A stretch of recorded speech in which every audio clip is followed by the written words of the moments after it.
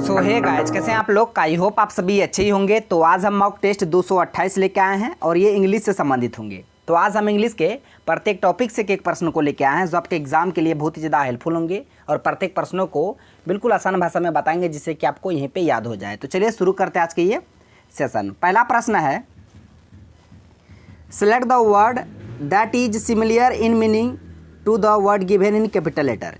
ये जो वर्ड दिया गया है इसका आपको सिमिलर मीनिंग बताना है, यानी कि इसका सिनोनिम बताना। आजकल डायरेक्ट सिनोनिम एंटोनिम लिखा हुआ नहीं आता है, वहाँ लिख देगा आपको बेस्ट एक्सप्रेस बताइए, सिमिलर मीनिंग बताइए। तो समझ लीजिएगा ऐसे वर्ड जब भी लिखा आएगा सेंटेंस में हेडिंग में तो समझ लीजिएगा उसका आपको सिनोनिम बताना। तो ये जो वर्ड दिया गया स्पार्स, इसका क्या बताना है? सिनोनिम बताना है। स्पार्स, इसका मीनिंग पहले आपको जानना पड़ेगा, इसका मीनिंग क्या होता है, अर्थ क्या होता है। स्पार्स बोल सकते हैं और इसका हम 3-4 सिनोनिम लिख देते हैं। स्पार्स बोल सकते हैं, रेयर बोल सकते हैं, क्या रेयर। उसके बाद रेयर बीट बोल सकते हैं, रेयर बीट। अगर रेयर बीट समझ में नहीं आता तो स्पार्स, रेयर, रेयर बीट। उसके बाद थीन, थीन भी बोल सकते हैं। मिगर बोल सकते हैं, मिगर।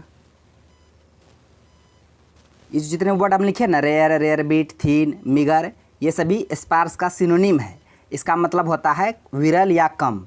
क्या होता है? विरल या कम। यहाँ लिख देते हैं, कम बोल सकते हैं या विरल बोल सकते हैं। सारे वर्ड का मीनिंग होता है रेयर, रेयर बीट, थीन, मिगर, स्पार्स। अब आप बताइए इसका सिनोनिम क्या हो जाएगा स्पार्स का? प्लेंटी, मतलब बहुत अधिक था, किसी भी चीज़ का मात्रा में अधिक होना, प्लेंटी। स्पेशल जानवे करते हैं, फनी जानवे करते हैं। मिगर, इसका आंसर ऑप्शन डी हो जाएगा, मिगर। जो अर्थ स्पार्स का है वही अर्थ मिगर का भी है, तो इसका आंसर ऑप्शन डी हो जाएगा। तो सारे वर्ड जो हम लिखा रहे सिनोनिम सबको आपको याद रखना है। स्पार्स अगर वर्ड आएगा तो इसका जरूरी नहीं कि हर वक्त मिगर ही आ जाएगा, कभी रेयर, रेयर दे सकता है, रेयर बीट दे सकता है, मिगर दे सकता है, थीन दे सकता है। तो सारे वर्ड स्पार्स का सिनोनिम है, आप सभी को याद रखिएगा। अब बढ़ते हैं अगले प्रश्न की ओर। प्रश्न है, ये वॉइस से संबंधित, हम लोग एक्टिव पैसिव वॉइस पढ़ते हैं ना, उसी से संबंधित है। सेंटेंस है कि she has read all the plays of Shakespeare. देखिए, वॉइस और नरेशन से संबंधित प्रश्न बहुत ही आसान होते हैं बनाने में। तो उसमें कुछ नहीं करना, पहले आप देखिए जो सेंटेंस है वो किस टेंस का है, उसमें वर्ब कौन सा यूज हुआ है, बस उसी हिसाब से आपको चेंज करना है। तो हम देख रहे हैं यहाँ पे हैव हैज़ आया है, हैव हैज़ के बाद वर्ब का थर्ड फॉर्म आया है, यानी कि ये have has present perfect tense का है। इसका जो पैसिव बनेगा वो हैव हैज़ के बाद बीन लग के वर्ब का थर्ड फॉर्म आएगा। ये हम लोग पढ़े होंगे ना, प्रेजेंट परफेक्ट का एक्टिव का स्ट्रक्चर क्या होता है? Subject, have has plus verb 3 plus object. उसका पैसिव वॉइस का स्ट्रक्चर क्या होता है? ऑब्जेक्ट प्लस हैव हैज के बाद बीन, उसके बाद वर्ब का थर्ड फॉर्म। यानी कि हमको हैव हैज के बाद बीन के बाद वर्ब का थर्ड फॉर्म वाला ऑप्शन चाहिए। अब ऑप्शन को एलिमिनेट करने की कोशिश कीजिए। पहले आप देखिए कि कौन नहीं हो सकता है। जिस तरह यहाँ पे दिया है ऑप्शन ए में, all the plays of Shakespeare are. Are का यहाँ जरूरी नहीं है, हमको हैव हैज बीन के बाद वर्ब का थर्ड फॉर्म चाहिए। आर का जरूरी नहीं है, यानी कि पहला ऑप्शन गया, यानी कि पहला नहीं हो सकता, हम इसको काट दिए। अब उसके बाद देखिए ऑप्शन सी में, देखिए all the plays of Shakespeare were. Were कहाँ से आ जाएगा? यानी वेयर वाला भी हमको नहीं चाहिए, हमको तो हैव हैज बीन के बाद वर्ब का थर्ड फॉर्म चाहिए। यहाँ तो हैड के बाद ये तो पास्ट फॉर्म चलेगी, हमको पास्ट नहीं चाहिए। वॉइस में टेंस नहीं बदलता है, याद रखिएगा। एक ही ऑप्शन बच गया, option B, all the plays of Shakespeare have been read by her. तो यानी कि हैव आया, उसके बाद बीन आया, वर्ब का थर्ड फॉर्म आया। यही ऑप्शन को हमको चूज करना था, इसका आंसर ऑप्शन बी हो गया। ये बहुत आसान था। इसी तरह से आपको बताना है, मतलब करना है। अगर प्रश्न एग्जाम में आए तो पहले इसको एलिमिनेट कीजिए, छांटिए कि ये नहीं हो सकता। उसके बाद जो बचेगा तब आप उस पर दिमाग लगाइए। अब पहले तो आपको वर्ब देखना है, जो वर्ब यूज हुआ सेंटेंस में, कौन सा वर्ब हुआ, उसका पैसिव एक्टिव का जो स्ट्रक्चर है वो आपको मालूम होना चाहिए, तभी बनेगा। तो हम यहाँ देख लिए हैव हैज के बाद वर्ब का थर्ड फॉर्म है, इसका पैसिव होता है हैव हैज बीन वर्ब का थर्ड फॉर्म। तो एक ही ऑप्शन में था हैव हैज के बाद बीन वर्ब का थर्ड फॉर्म, तो इसका आंसर ऑप्शन बी हो गया। अब बढ़ते हैं अगले प्रश्न की ओर। अगर वीडियो अच्छा लग रहा है तो एक लाइक भी कर दीजिएगा। इसी तरह से हम प्रत्येक प्रश्नों को बताएंगे ताकि आप क्लास में बोर नहीं हो और कुछ सीखने को मिले। प्रश्न है, करेक्टली स्पेल्ड वर्ड आपको चुनना है। चारों ऑप्शन में करेक्ट जो स्पेल्ड वर्ड है, जो सही लिखा गया है, उसी को चुनना है। वर्ड तो लिखा गया प्रोक्लेमेशन। प्रोक्लेमेशन किस ऑप्शन में सही है? तो पहले हम लिख देते हैं प्रोक्लेमेशन होता कैसे है। PRO, pro, CLA, claymation, MATION। Proclamation, इसका अर्थ होता है उद्घोषणा, जिसको घोषणा बोलते हैं ना, घोषणा, उद्घोषणा। तो प्रोक्लेमेशन का अर्थ होता है घोषणा, उद्घोषणा। तो देखिए किस ऑप्शन में, यहाँ पे तो MATEON दिया, TION होगा, ऑप्शन ए गलत।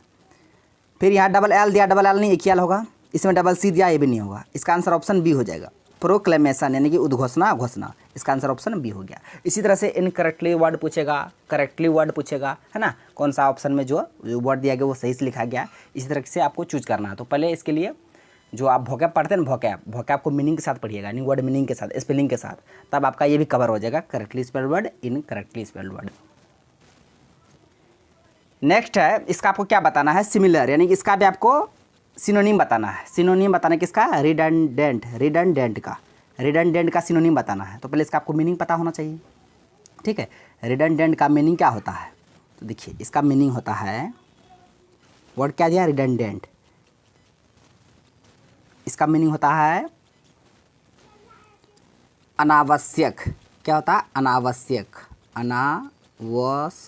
अनावश्यक, यानी कि इसका और सिनोनिम होता है अननेसेसरी, जो चीज़ अननेसेसरी है,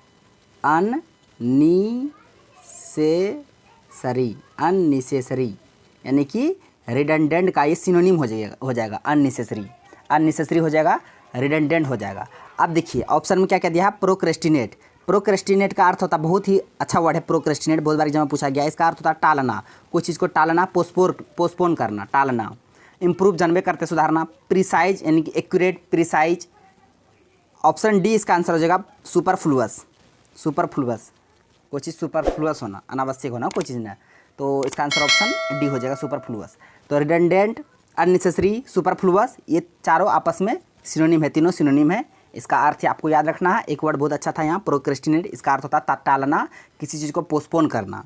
इम्प्रूव मतलब सुधारना, प्रिसाइज, एक्यूरेट, प्रिसाइज, सटीक, जो कुछ चीज़ बोलता है ना, सटीक, इम्प्रूव यानी कि इम्प्रूव कहते हैं, प्रिसाइज, एक्यूरेट, इसका एक और सिनोनिम लिख दिया, एक्यूरेट। ये दोनों वर्ड बहुत बार एग्जाम पूछा गया, एक्यूरेट, प्रिसाइज, कोई चीज़ का सटीक होना, एक्यूरेट होना, तो ये दोनों आपस में सिनोनिम है, इसको भी आप याद रखिएगा। तो रिडंडेंट का सिनोनिम हो जाएगा सुपरफ्लुअस। प्रश्न है, fill in the blanks, homophones में क्या होता है, इसका जो प्रोनाउंसिएशन होता है सेम रहेगा, लेकिन उसका अर्थ अलग अलग होता है।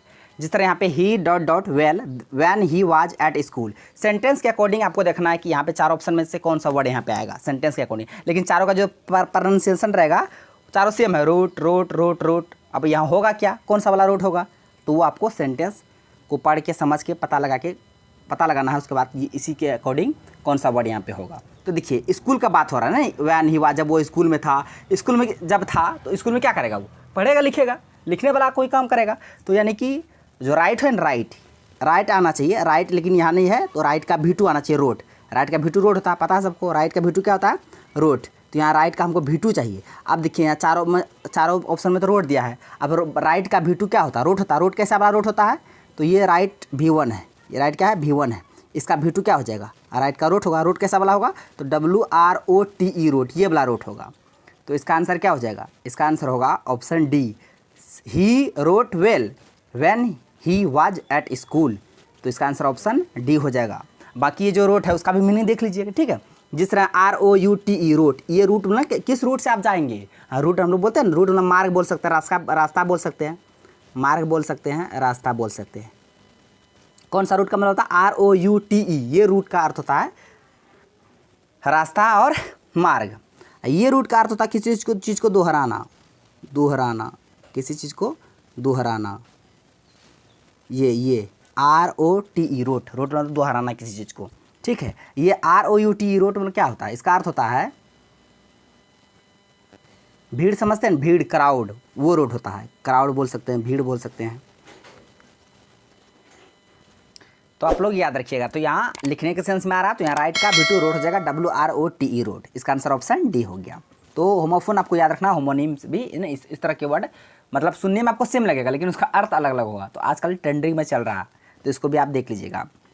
यहाँ भी आपको फिल इन द ब्लैंक्स भरना, आर्टिकल, कौन सा आर्टिकल आएगा। सेंटेंस पढ़िए, सेंटेंस है, वी वेयर सरप्राइज्ड, हम लोग सरप्राइज हो गए, टू सी, उसको देख कर, हर एट पार्टी में उसको देखकर ना सरप्राइज हो गए। तो यहाँ पे ए आर्टिकल होगा, ए पार्टी होगा कि एन पार्टी होगा या द पार्टी होगा या कोई आर्टिकल नहीं होगा।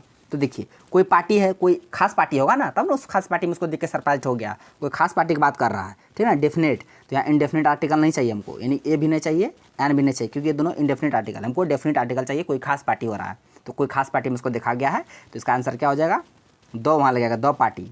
तो इसका आंसर ऑप्शन सी हो जाएगा। ठीक है। प्रश्न है ये, एंटोनिम बताना है। क्या बताना है? एंटोनिम, उल्टा बताना है। रिजाइन, को आप रिजाइन कर रहे हैं, इस्तीफा दे रहे हैं, तो इसका उल्टा क्या होगा? ज्वाइनिंग होगी। तो आसान है। एक तरफ आप बोल रहे रिजाइन कर रहे हैं, एक तरफ आप ज्वाइन कीजिएगा ना, इसका अपोजिट हो जाएगा ज्वाइन। रिजाइन का अपोजिट ज्वाइन। साइन जन्म में करते हैं एक्सेप्ट, रिजेक्ट, ये दो आपस में एंटोनिम है। यह गया ग्रामेटिकल एरर से। सेंटेंस है, 4 पार्ट कर दिया है, किस पार्ट में एरर है उसी को आपको फाइंड आउट करके टिक लगाना है। सेंटेंस है, by far Hulk is the most strongest Avenger in the team, no error. तो देखिए, आप जब ये सेंटेंस को पढ़िएगा ना, तुरंत आपका माइंड चल जाएगा, ओहो यहाँ तो मोस्ट भी आ गया, स्ट्रॉन्गेस्ट भी आ गया, यानी कि 2 सुपरलेटिव डिग्री एक साथ आ गया। तो हम लोग पढ़े हैं डिग्री में कि 2 सुपरलेटिव डिग्री एक साथ नहीं आता, 2 कंपैरेटिव डिग्री एक साथ नहीं आता है, कभी भी नहीं आएगा।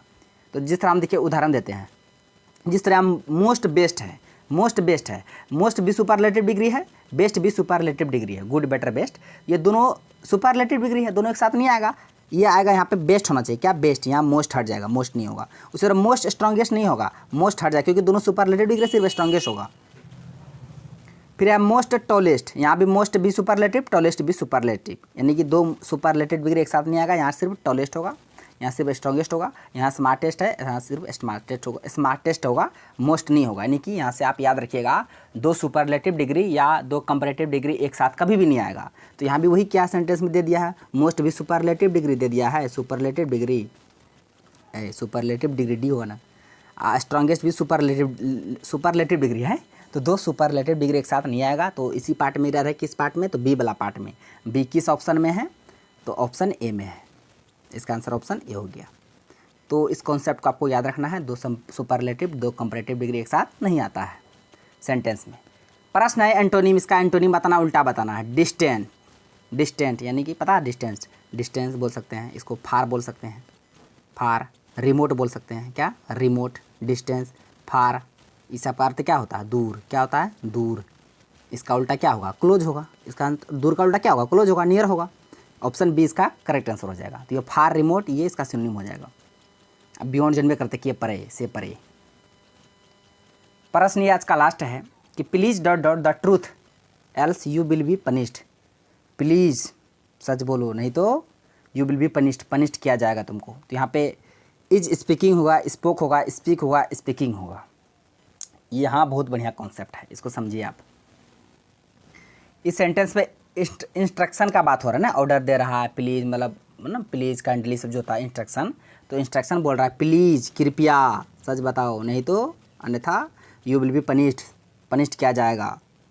इंस्ट्रक्शन बात हो रहा है, एक्सप्रेस कर रहा है इंस्ट्रक्शन का। तो इंस्ट्रक्शन जब भी सेंटेंस में आएगा तो उसका जो यूज होता है उस सेंटेंस में प्रेजेंट इंडेफिनिट, सिंपल प्रेजेंट का, प्रेजेंट इंडेफिनिट टेंस का उसमें यूज होता है। तो इज स्पीकिंग नहीं होगा। स्पोक, ये V2 चले गया, हमको पास्ट नहीं चाहिए, हमको प्रेजेंट इंडेफिनिट चाहिए। स्पीकिंग जिरंट तो होगा नहीं। इसका आंसर ऑप्शन सी हो जाएगा, स्पीक। प्रेजेंट इंडेफिनिट चाहिए ना हमको ना। तो please speak the truth, please speak the truth else you will be punished. तो इसका आंसर ऑप्शन सी हो जाएगा।